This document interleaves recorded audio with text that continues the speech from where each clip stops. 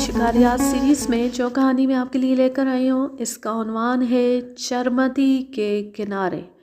इसके मुसन्निफ़ हैं राव रुस्तम अली ख़ान। मीर बाज़ ख़ां पठान मेरा गहरा दोस्त था। मेरे वालिद रिसालदार राव गुल शेर ख़ां और मीर बाज़ ख़ां के वालिद रिसालदार शेर बाज़ ख़ां आपस में जिगरी दोस्त थे। इत्तेफाक देखिए, वो दोनों दोस्त गैर मामूली बहादुरी से लड़कर एक ही लड़ाई में काम आए और फिर एक ही जगह तालाब के किनारे दफनाए गए।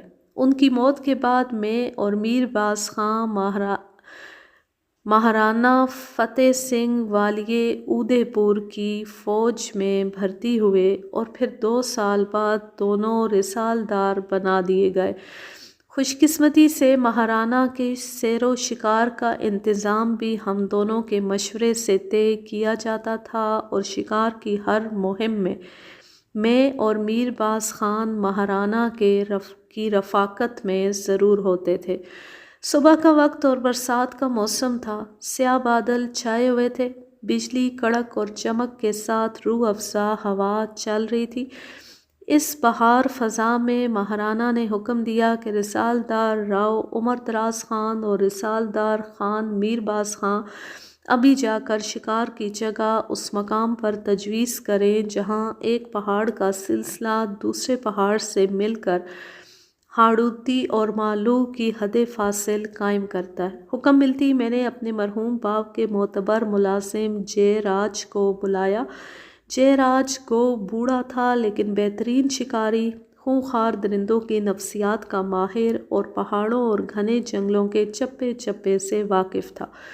मैं मीर बाज़ ख़ां और जयराज दोपहर के वक्त उस पहाड़ी मकाम पर जा पहुँचे और दरियाए चरमदी के करीब खैमा नस्ब किया।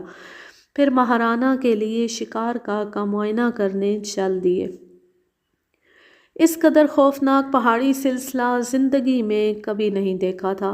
कदम कदम पर इस कदर भयानक गार कि उनमें झांकते हुए दिल दहलता था। एक हार के करीब बेशुमार हड्डियां पड़ी थीं। जयराज ने कहा कि ये जगह जंगली कुत्तों का मस्कन है जो शेर और चीते से भी ज़्यादा ख़तरनाक होते हैं। ये कुत्ते इंसान और दरिंदों की आँखों पर हमला करते और उन्हें अंधा करके मिनटों में चट कर जाते हैं। इनसे जंगल का बादशाह भी लरज़ता है। आगे स्याह झाड़ियों से ढकी हुई एक गार के धाने पर स्याह रीछ की अधखाई लाश पड़ी थी। जयराज ने कहा कि रीछ की ये लाश इसका सबूत है कि इस गार में ज़्यादा कुत्ते नहीं हैं, ताहम वो भौंक भौंक कर हज़ारों कुत्तों को इकट्ठा कर सकते हैं। मैंने देखा सामने चट्टान पर एक कुत्ता खड़ा था। उसका मुंह काला, आम कुत्तों से बड़ा और उसकी दुम और कानों पर बड़े बड़े बाल थे। मीर बाज़ ख़ां ने अपनी बंदूक का निशाना लेकर फायर किया। गोली ने उसे भौंकने तक की मोहलत ना दी। वो वहीं ढेर हो गया। यहाँ से जल्दी चलो, कुत्तों का खौल निकल आया तो क़यामत आ जाएगी, जयराज ने कहा। मीर बाज़ ख़ान कहने लगा, हम शेर के शिकार को आए हैं और डर जाएं कुत्तों से। जयराज ने हमारी तरफ मेरी खेज़ नज़रों से देखा और कहा, शेर के मुकाबले में शिकारी की मौत बहुत अहमियत रखती है और कुत्तों के हलाक किए हुए इंसान के घर वालों के लिए ताना हो जाता है कि फ़लाँ ख़ानदान का आदमी कुत्तों ने मार डाला था। हम वहाँ से चल पड़े। आगे एक सफ़ेद रंग का सूर खड़ा था। मैंने उसके सर का निशाना लिया और लिपली भी दबा दी।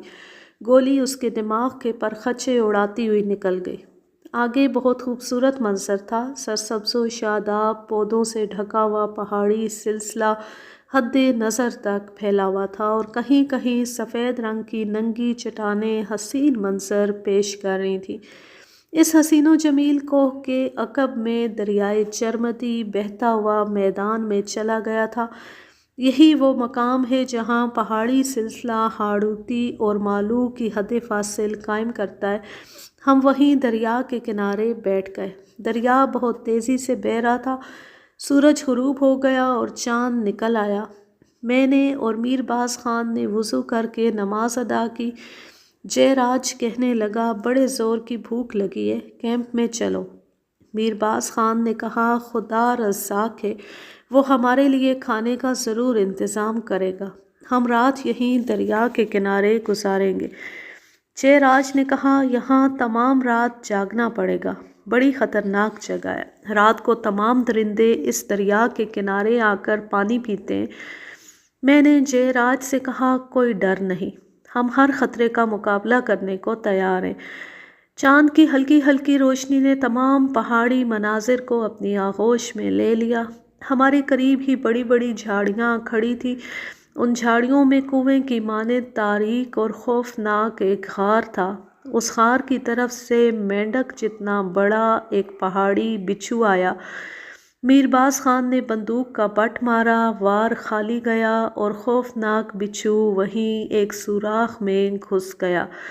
خوف سے جے راج کا چہرہ اتر گیا، پھر جلد ہی اپنے آپ کو سنبھال کر کہا یہ بچھو اس قدر زہریلی نسل کا ہے کہ ہاتھی کو ڈنک مار دے تو اس کا پانی بن جائے۔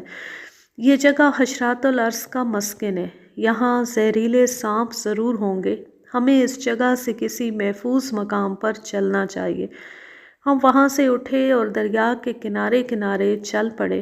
سامنے کنارے کے قریب دریا میں 10-12 فٹ چوڑی ایک چٹان کا جزیرہ سا تھا۔ ہم کنارے سے کود کر اس چٹان پر جا بیٹھے۔ میں نے دیکھا کہ دریا میں کچھ بہتا ہوا آ رہا تھا۔ تھوڑی دیر بعد ہم سب نے دیکھا چاندنی میں ایک حسین عورت کا سر بہتا ہوا جا رہا تھا۔ کسی خوبصورت اور نوجوان عورت کا تازہ کٹا ہوا سر تھا۔ میر باز خان نے کہا یہ کسی کی بیوی یا بے وفا محبوبہ کا سر ہے۔ میں نے گھڑی دیکھی، رات کا 1 بجا تھا۔ اسی لمحے ایک مگرمچھ کے بچے نے دریا میں پانی سے سر نکالا۔ میں نے بندوق سنبھالی لیکن وہ پانی میں غائب ہو گیا۔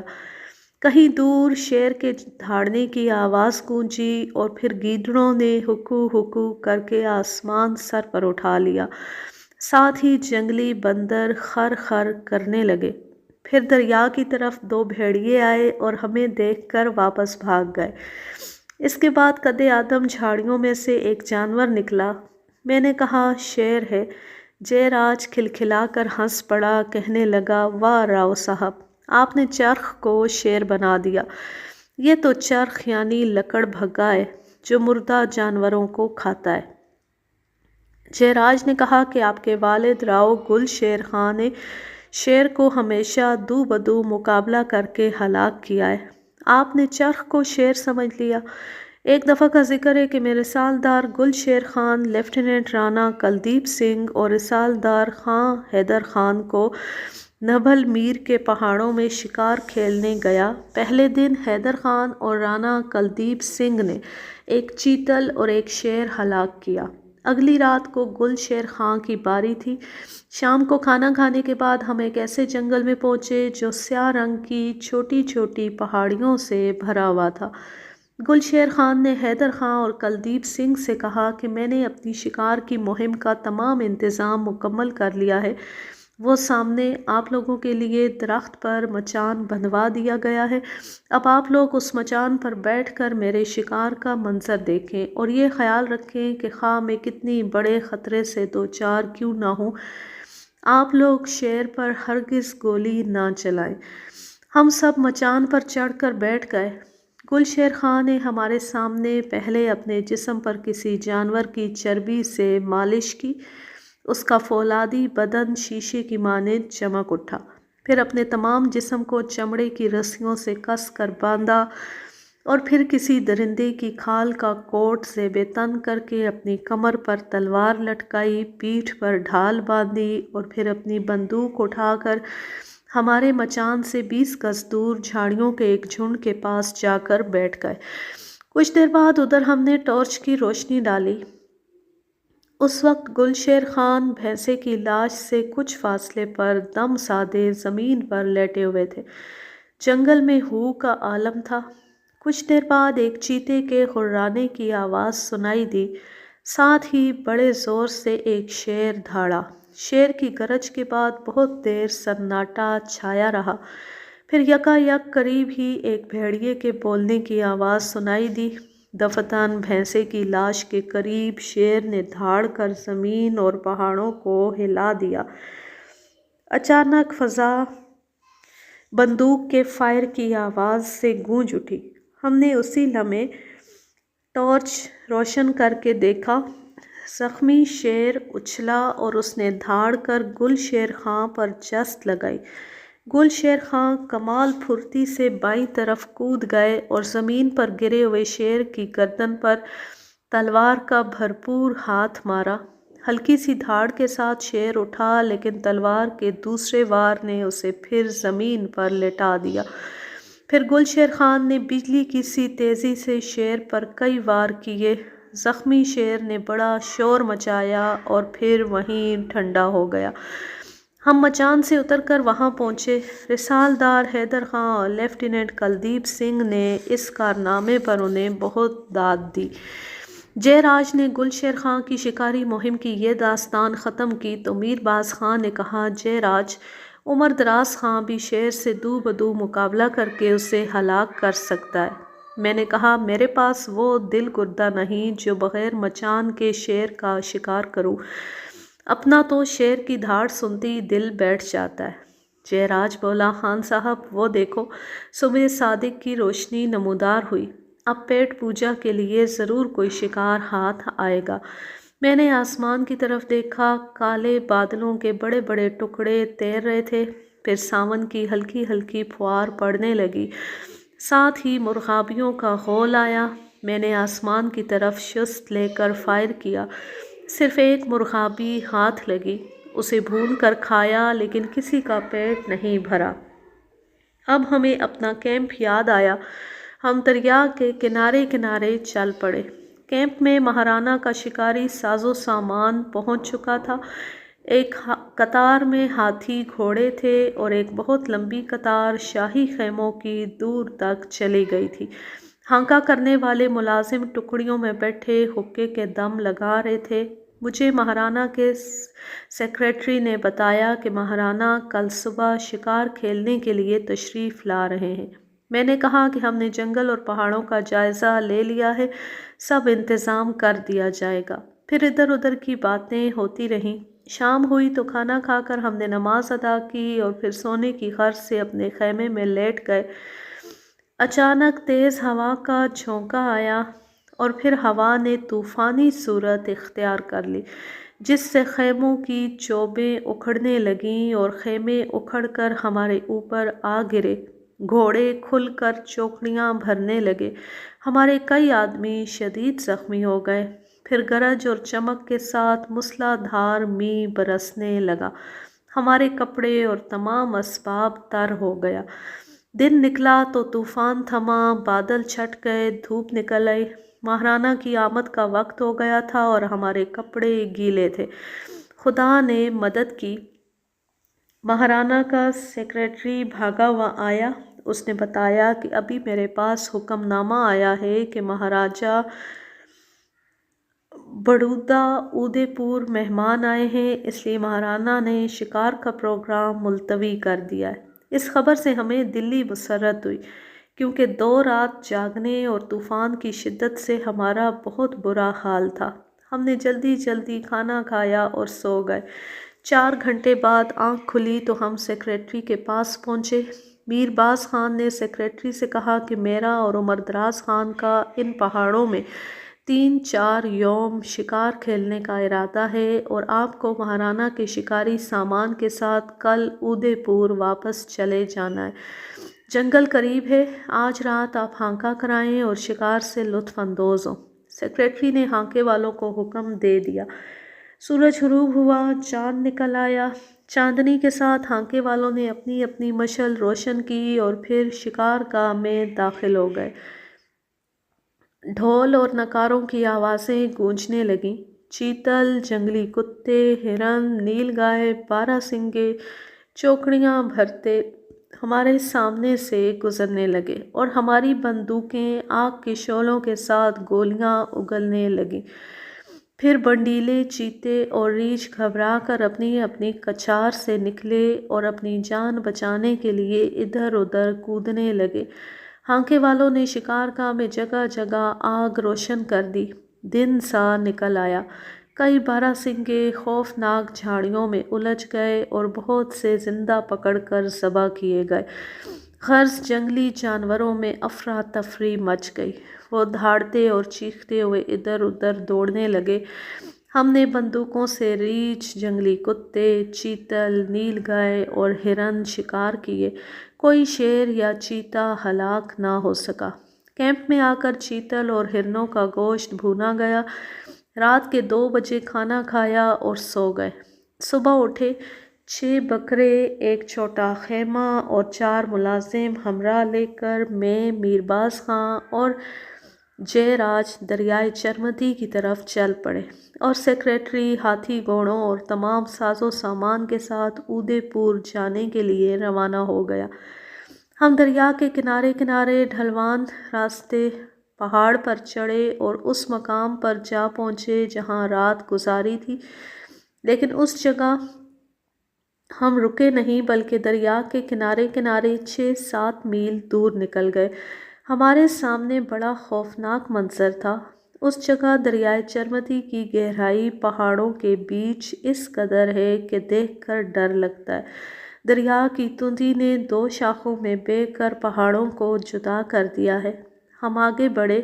وہاں دریا کا پاٹ اس قدر کم تھا کہ ہم کود کر دوسرے کنارے پر چلے گئے، یعنی اس مقام پر پہاڑوں نے دریا کا گلا گھونٹ دیا تھا۔ اس جگہ دریا کی چوڑائی کل 2.5 گز ہے اور گہرائی کا اندازہ لگانا بہت مشکل ہے، کیونکہ وہاں پانی اس زور سے بہتا ہے کہ اس کے شور سے کانوں کے پردے پھٹنے لگتے ہیں، اور وہاں ایک جھرنا پہاڑ کی چوٹی پر ہے جس کا پانی دریا کے کنارے ایک غار میں گرتا ہے، اور نہ جانے اس غار سے پانی نیچے ہی نیچے کہاں چلا جاتا ہے۔ وہ غار اس قدر تاریک اور گہری ہے کہ اس میں جھانک کر کلیجہ منہ کو آتا ہے۔ آگے پہاڑی جنگل بڑا سنسان تھا اور اس جگہ بہت بڑے بڑے درخت تھے۔ کچھ آگے چشموں اور آبشاروں کا میٹھا پانی بہہ رہا تھا، اور وہاں عجیب قسم کے پتھر سرخ، زرد اور بہت سے سبز زمرد کی طرح چمک رہے تھے۔ وہاں پتھر کی بنی ہوئی ایک شکستہ دیوار تھی، بہت ممکن ہے کسی پرانے قلعے کا نشان ہو۔ وہاں سبزہ بہت تھا اور ایک تناور درخت شکستہ دیوار سے برآمد ہو کر آسمان سے باتیں کر رہا تھا۔ وہ درخت اس قدر اونچا تھا کہ ہم تھکن کے باوجود کوہستانی عجائبات دیکھنے کے لیے اس کے اوپر چڑھ گئے۔ 60-70 میل پہاڑی علاقہ ہماری آنکھوں کے سامنے تھا۔ جے راج نے کہا، وہ دیکھو بھان پورہ کے قریب جہاں دریا ایوا گھاٹی سے نکلتا ہے، اس مقام پر جسونت راؤ ہلکر اور انگریزی فوجوں کا مقابلہ ہوا تھا۔ وہاں اس لڑائی میں کام آنے والے بہت سے مسلمانوں کی قبریں اور ہندو سپاہیوں کی چتائیں ہیں۔ اسی مقام پر جسونت راؤ کو جلا دیا گیا تھا۔ ہم درخت سے نیچے اترے اور پھر وہیں ایک بلند مقام پر خیمہ نصب کیا۔ اس جنگل میں درختوں پر امر بیل پھیلی ہوئی تھی۔ ہم کھانا کھا کر سو گئے اور ملازم الاؤ روشن کر کے باری باری پہرا دیتے رہے۔ دن نکلا تو جے راج نے بتایا کہ رات مچان تیار کر کے بکرا باندھ آیا تھا۔ اب صبح ایک ملازم کو مچان اور بکرا دیکھنے بھیج دیا ہے۔ یہ باتیں ہو رہی تھیں کہ ہمارے قریب بندھے ہوئے بکروں میں سے ایک بکرے نے شور مچانا شروع کیا۔ جے راج نے جا کر دیکھا تو ایک سبز رنگ کا پہاڑی سانپ بکرے کی ٹانگوں سے الجھا ہوا تھا۔ دیکھتے ہی دیکھتے بکرا گر پڑا اور سانپ اسے تڑپتا چھوڑ کر چلا تو جے راج نے سانپ کو پتھروں سے مار دیا۔ تھوڑی دیر بعد وہ بکرا بھی تڑپ تڑپ کر مر گیا۔ کچھ دیر بعد مچان دیکھ کر ملازم آ گیا۔ اس نے بتایا کہ مچان کے قریب بندھا ہوا بکرا شیر نے ہضم کر لیا ہے۔ یہ سن کر جے راج بہت خوش ہوا اور پھر وہ دوسرا بکرا مچان کے قریب باندھنے چلا گیا۔ ہم کھانا کھا کر سو گئے۔ شام کو آنکھ کھلی، کھانا کھایا اور پھر ملازموں کو خیمے میں چھوڑ کر جہاں مچان بندھا ہوا تھا وہاں شکار کی مہم پر چلے گئے۔ جے راج نے مچان دکھایا۔ جس درخت پر مچان بندھا ہوا تھا اسے بہت موٹی امر بیل نے ڈھکا ہوا تھا اور اس کے قریب ہی ایک جھاڑی میں بکرا بندھا ہوا تھا۔ تھوڑی دیر بعد چاند نکل آیا، یک لخت شیر کی گرج سنائی دی اور پھر گیدڑوں کی ہکو ہکو سے فضا گونج اٹھی۔ ساتھ ہی شیر نے دھاڑ کر گیدڑوں کو خاموش کر دیا۔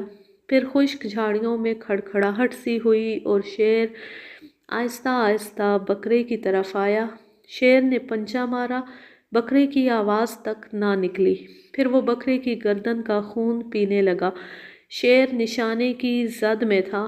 میں نے اور میر باز خان نے اس پر ایک ساتھ فائر کیا۔ 2 گولیاں اس کے سر میں پیوست ہو گئیں۔ شیر کے منہ سے ہراہٹ تک نہ نکلی اور وہ وہیں بکرے پر ڈھیر ہو گیا۔ رات کے 12 بجے تک جنگل میں سناٹا چھایا رہا۔ ممکن ہے شیر زندہ ہو، اس خیال سے ڈرتے ہوئے ہم مچان سے نہ اترے۔ گیدڑوں نے پھر ہکو ہکو کی، ان کے ساتھ جنگلی کتے زور زور سے بھونکنے لگے اور پھر ان کے بعد شیر کی دھاڑ سے زمین اور پہاڑ کانپ اٹھے۔ چاندنی رات میں شیر ایک چٹان پر چڑھتا ہوا دکھائی دیا۔ جے راج چلایا، وہ دیکھو! شیر اور بکرے کی لاش کے پاس ایک چھوٹا سا شیر کا بچہ کھڑا ہے۔ وہ بچہ مرے ہوئے شیر کے پیٹ کو چاٹنے لگا۔ جے راج بولا، یہ شیرنی ہے اور وہ چٹان پر جو کھڑا ہے اس کے جوڑے کا شیر ہے۔ چٹان پر کھڑا شیر اپنے بچے کی طرف آیا اور اس نے بڑے غور سے بکرے اور شیرنی کی لاش کو دیکھا۔ پھر گردن اٹھا کر انگڑائی لی اور اپنا منہ کھول دیا۔ اس کے لمبے لمبے سفید دانت چمکے۔ میں نے اور میر باز خان نے اپنی اپنی بندوق کی لبلبی پر انگلی رکھی تھی کہ شیر قریب کی جھاڑیوں میں غائب ہو گیا۔ وہ بچہ بھی اپنے باپ کے ساتھ ہی بھاگ گیا۔ بڑی دیر جنگل میں خاموشی چھائی رہی اور پھر مچان کے پیچھے خشک گھاس کے چرمرانے کی آواز آئی۔ ہم سمجھ گئے کہ یہ شیر بہت چالاک ہے، شیرنی کا انتقام لینے کے لیے پیچھے سے حملہ کرنا چاہتا ہے۔ ہمارے قریب ہی شیر اس زور سے گرجا کہ ہمیں مچان ہلتا ہوا محسوس ہوا۔ اچانک شیر نے شدید غصے میں مچان کی طرف چھلانگ لگائی اور مچان سے 10 گز کے فاصلے پر آ پڑا۔ اسی لمحے میر باز خان کی بندوق سے شعلہ لبکا گولی شیر کے جسم میں پیوست ہو گئی۔ وہ غضبناک حالت میں اٹھا تو میں نے فائر کیا۔ گولی شیر کی گردن میں لگی۔ 2 گولیاں کھانے کے باوجود ایک خوفناک گرج کے ساتھ شیر نے جست لگائی اور ہماری مچان سے ٹکراتا ہوا بائیں طرف گھاس پر جا گرا۔ وہ سخت جان درندہ پھر اٹھا، لیکن اسی وقت میں نے اور میر باز خان نے فائر کر کے اسے زمین پر لٹا دیا۔ ساتھ ہی جے راج کراہنے لگا۔ میں نے دیکھا کہ جے راج کا بایاں ہاتھ جو مچان کے کنارے پر تھا شیر کے تیز پنجے نے چیر دیا تھا، مگر ہڈی نہیں ٹوٹی تھی۔ ہم نے مرہم لگا کر پٹی باندھ دی۔ 4 گولیاں کھانے کے باوجود شیر آہستہ آہستہ ہررا رہا تھا۔ کچھ دیر بعد چاند چھپ گیا اور ہر طرف خوفناک اندھیرا چھا گیا۔ مرتے ہوئے شیر کی ہلکی ہلکی ہرراہٹ بہت دیر تک سنائی دیتی رہی اور ہم مچان پر بیٹھے رہے۔ دن نکل آیا۔ سورج کی سنہری کرنوں میں ہماری آنکھوں کے سامنے 2 شیر مرے پڑے تھے۔ ہم تلواریں سونت کر ڈرتے ڈرتے مچان سے اترے اور جب دیکھا تو پتہ چلا کہ جو بکرے کا خون پیتے ہوئے ڈھیر ہوئی تھی وہ واقعی شیرنی تھی۔ ہماری گولیوں نے اس کے بھیجے کی دھجیاں اڑا دی تھیں۔ شیر کے جسم میں 4 گولیاں بڑی کاری لگی تھیں، مگر وہ بڑا سخت جان تھا۔ اتنا بڑا شیر میں نے اپنی زندگی میں پھر کبھی شکار نہیں کیا۔ وہ شیر کا بچہ نہ جانے کدھر چلا گیا۔ خدا گواہ ہے اس وقت مجھے اس شیر کے یتیم بچے پر بڑا ترس آیا۔ اس کہانی کا ماخذ ہے سیارہ ڈائجسٹ، جون سن 1968۔ اب میں لیتی ہوں آپ سے اجازت۔ جہاں رہیں خوش رہیں، شاد و آباد رہیں، ہنستے مسکراتے رہیں۔ اللہ حافظ، اللہ نگہبان۔